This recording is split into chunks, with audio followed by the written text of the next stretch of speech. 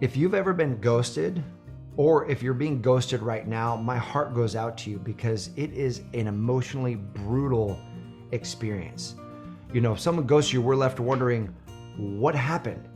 Where did things go wrong? Things were going so well and you just disappeared. Did you die? Did you fall off the face of the earth? Did you fall in love with somebody else? Like, what happened? So if you're going through that experience, today I'm going to share with you exactly something that you can say that will shift the emotion for you and help bring you back to this place of peace. And I promise you, it is nothing that you expect. Check it out.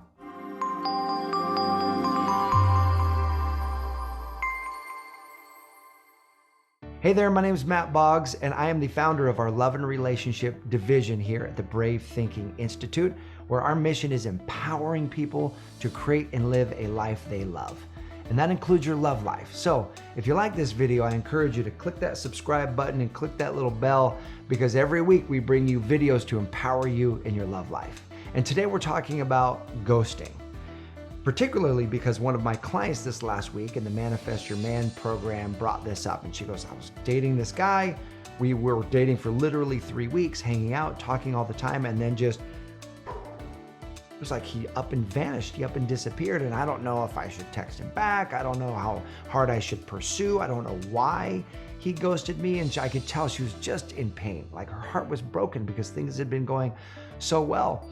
And I gave her a framework that completely shifted her emotional experience. And I've gone through this myself. I shared with her a story. I said, yeah, I know exactly how painful that is. In fact, I had an extreme example of this as I was dating a woman that I moved to Southern California to actually pursue this because I thought she was my person. I thought she could be my wife. And I was so in love with her. And I went on a business trip and I came back, and with no warning whatsoever, she moved out. We literally lived in apartments that were like a block from one another. I walk over to her place. She wasn't picking up her phone. She wasn't answering. I was like, well, that's weird. I walk over to her place and her apartment is literally dark. And I went up to the window and all the furniture had been moved out. This woman literally left town with no word. I didn't know if she had been kidnapped. I assume not. I mean, I didn't know what had happened. I was like, oh my gosh. And my heart splintered into 1,000 pieces. It was so painful to just not know, to have that uncertainty. And so I developed this particular method. I want to share it with you because in those really painful moments, how can you bring yourself to a sense of peace? Ultimately, I would find out what happened for her and why she went through what she went through. And the point is, it doesn't actually matter. What matters is what I was able to do for myself to bring myself back to a place of peace. And that's what I want to share with you because you have that power within you. And the first realization is to know that our thoughts create our feelings. So the direction that you lead your thoughts, when someone ghosts you, you have a choice of what you're going to think. And most people start saying things to themselves that lead them down a dark road of depression. They start saying things like, well, what did I do wrong? Where did I go wrong in this relationship? What if I must not be enough for this person? Otherwise, they would have contacted me. They would say things like, this person, our entire connection was a lie.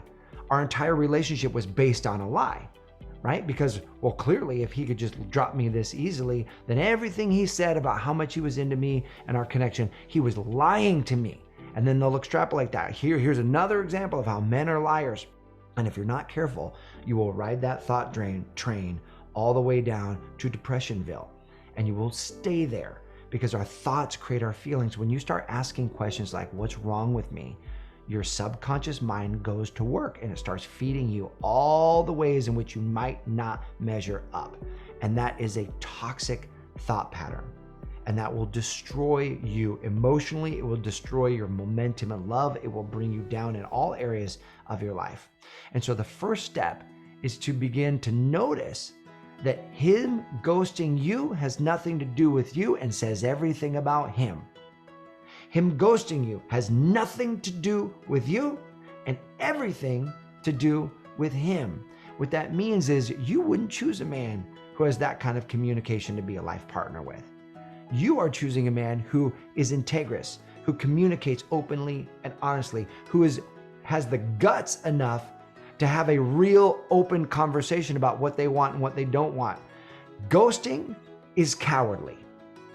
Ghosting is for cowards. It's people who don't have the courage to really talk to you about what's going on in their life in a vulnerable, open way. So here's what you know.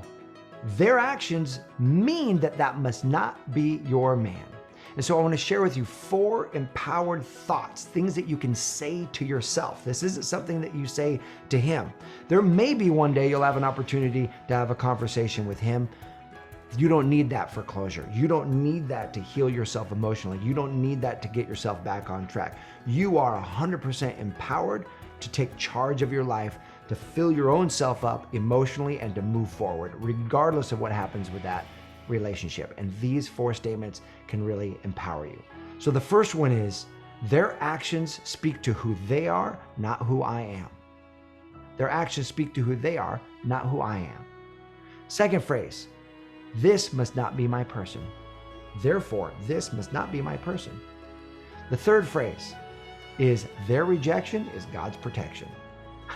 I really believe that. Their rejection is God's protection. Like, oh my gosh, thank you for revealing who you are now so that I don't waste years of my life with a person who can't communicate.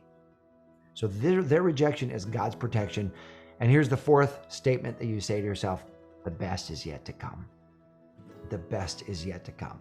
You want to infuse that belief in yourself. If a relationship doesn't work out, it means, therefore, the best is yet to come. See, I don't believe in a God that would put something worse in store for us. If something doesn't work out, there's only 2 options, something better or something worse. I do not believe we live in a universe with a God that would have something worse for you. I just don't believe it. So therefore, that must mean something better for you. And if you really let yourself believe that, the person you were dating because you liked him. You were dating because they were sexy, they were fun, they had all kinds of qualities you liked. If there's someone even better in store for you, if you really believe that, how would you feel? And what if you believed that he was right around the corner? How would you feel? You'd feel this sense of lightness, this sense of excitement, this sense of, okay, possibilities.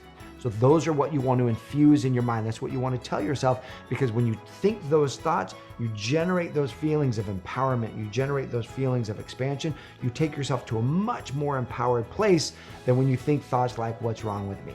So again, that ghosting speaks to who he is, not who I am. This must not be my person. Their rejection is God's protection, and the best is yet to come.